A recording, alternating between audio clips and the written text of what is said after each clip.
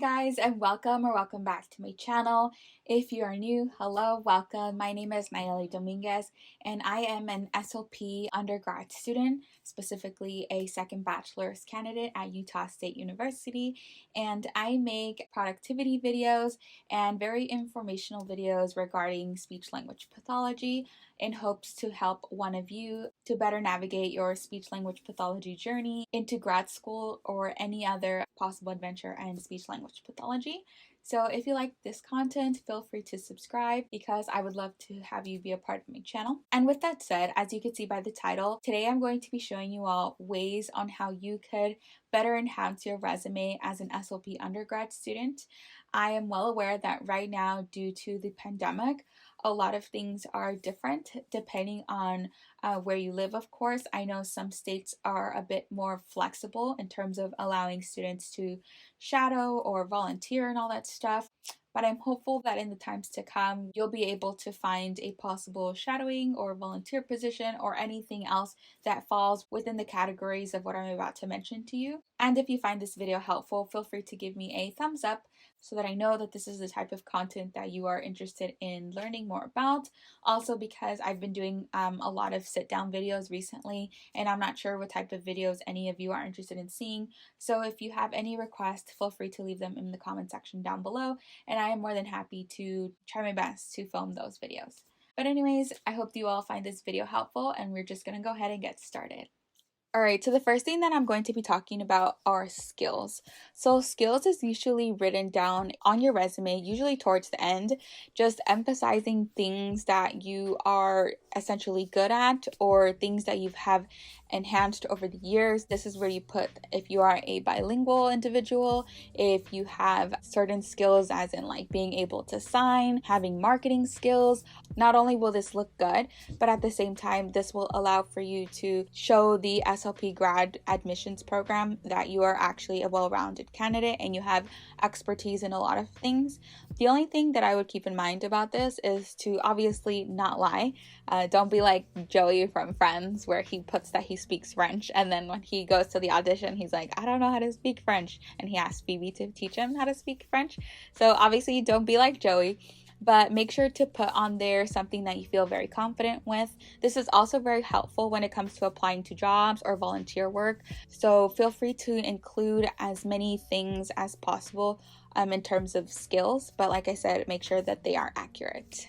So the next thing that you should include on your resume to ensure that you can have a good presence to the admissions grad program or wherever you're interested in applying your resume for is to incorporate that you've been on the dean's list. So it's very good that you incorporate this, not only because it shows whoever's reviewing the resume that you have been on the dean's list for a long time, but it also can demonstrate to them that you are actually very serious about your studies and that you do not slack off whatsoever.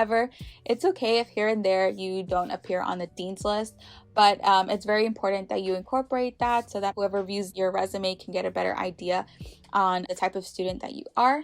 And obviously your GPA is going to determine that on there, but a dean's list recognition is very important, especially because they recognize you for terms, either the spring or the fall term. Another thing that you could incorporate on your resume that not that many people talk about is to get CPR and First Aid certified and trained. Usually you have to enroll and pay to take a class. Sometimes some jobs provide it, but if you can do this on your own, then by all means, you should definitely put that on your resume. I personally have been CPR certified for a couple of years now, and everywhere I go they always tell me like, how did you get certified and all that stuff, and I always tell them that it was provided to me by my job, but for the most part it definitely looks really well on your resume. Okay, so the next thing that you could incorporate on your resume is to shadow and do observations. I know right now with everything that's going on, it's very difficult to get a shadowing position or even possibly observing, which is almost the same thing. But I would suggest to ask around in your local community and see if you could possibly shadow an SLP. You can look into private practice. you can possibly also go to a school's website and then email. Usually on the staff and directory page, they have all their employees, and oftentimes there is always a speech language pathologist. So what you can do is you can email them directly and see what are ways that you could shadow and observe them. One thing to keep in mind though that I recently just found out is I don't believe you're allowed to shadow an SLP via teletherapy due to confidentiality. I believe the way that they describe this is through HIPPA, but from what my understanding, I reached out to some speech language pathologists in terms of asking if I could shadow, but they said it was not possible due to that condition. So I know that might be an issue if you're interested in shadowing during teletherapy. But for the most part, I would suggest to reach out to your local community. Another possible way to do shadowing or observations is through Master Clinician Network. So how this works is you pay for a fee, I believe it was $40, and you have a year subscription to see a variety of different videos out there. I know for some courses, like one of my classes, I'm required to watch these videos to gain those observation hours for SLP grad school. So I have to watch these videos anyways, but a lot of students also recommended to use that website as a means to do observation hours, especially because right now we can't really do that. But that's also a great option in case you want to begin to do observations and things like that. The next way that you could build up your resume is doing research and lab opportunities.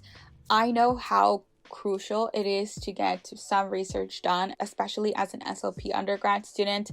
It may or may not be difficult to get a possible position, but I would suggest to reach out to your faculty members.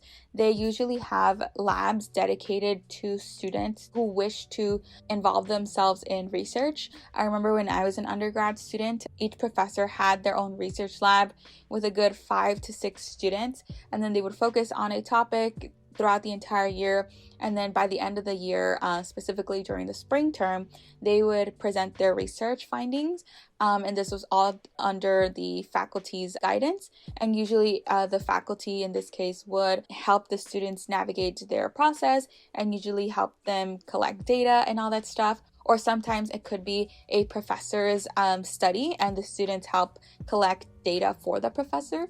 It usually just varies depending on the school and the professor, of course, but I know that there's definitely awesome opportunities out there to do research. I personally love the idea, the fact that you could come across a thought and then actually go and conduct a study, which is really cool. But yeah, I would suggest to join research labs. Other ways that you can enhance your resume include participating in activities and clubs / organizations around the prospective field that you are interested in applying to. So in this case, speech language pathology. I know that each school is very different in terms of what they offer to their students, but for the most part, one way that you can participate is through NISHLA.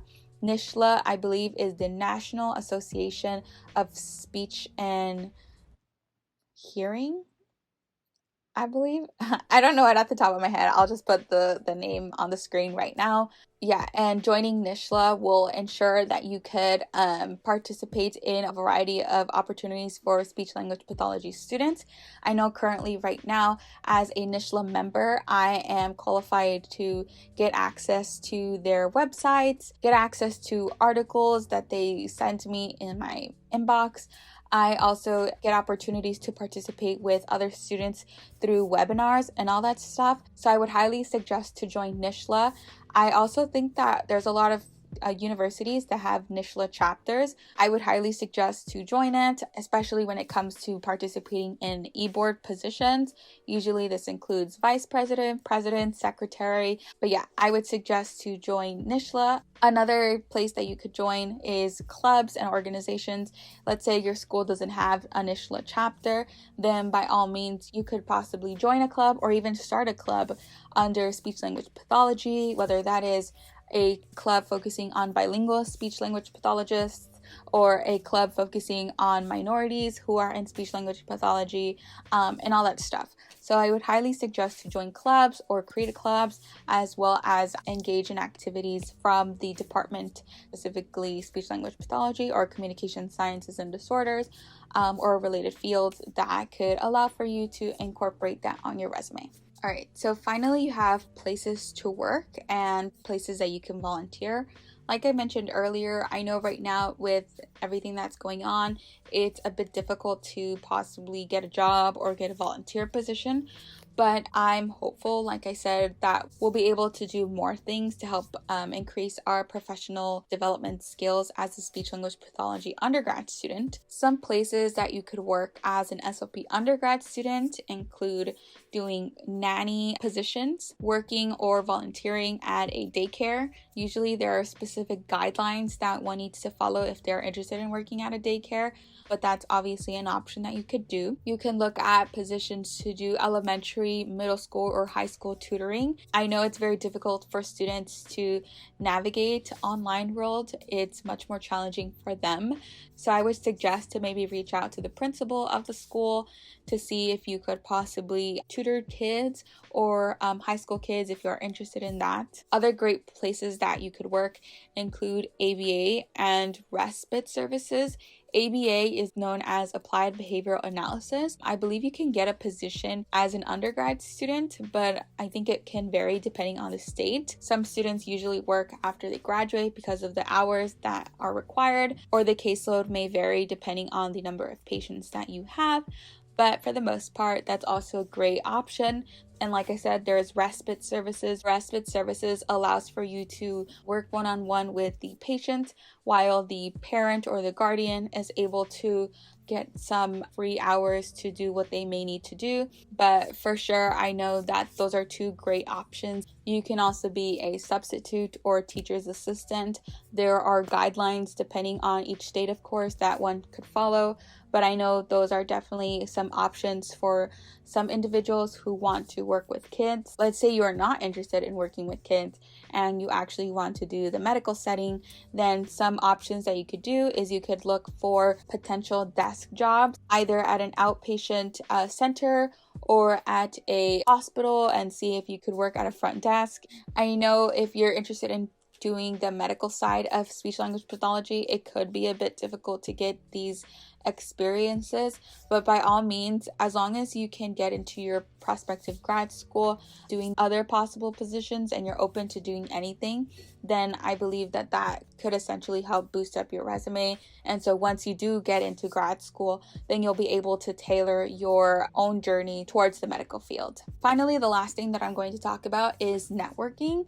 Networking isn't something that you can add to your resume. However, being able to build network connections is very, very, very, very, very important. And I cannot emphasize enough how important it is to gain these network connections with current SLPs, SLPs who are in the medical setting, SLPs who work in your state, because being able to network ensures that you could gain that one-on-one knowledge from someone who is actually in the field itself. If you're lucky, even sometimes they can tell you certain job positions are being hired, or their current clinic or their current school is looking for volunteers. I remember when I was trying to figure out my SLP undergrad journey, I wasn't even sure where to even begin. But fortunately, I met with one of my college professors, and she actually was best friends with a speech language pathologist, and she connected us, and I was able to ask her so many questions.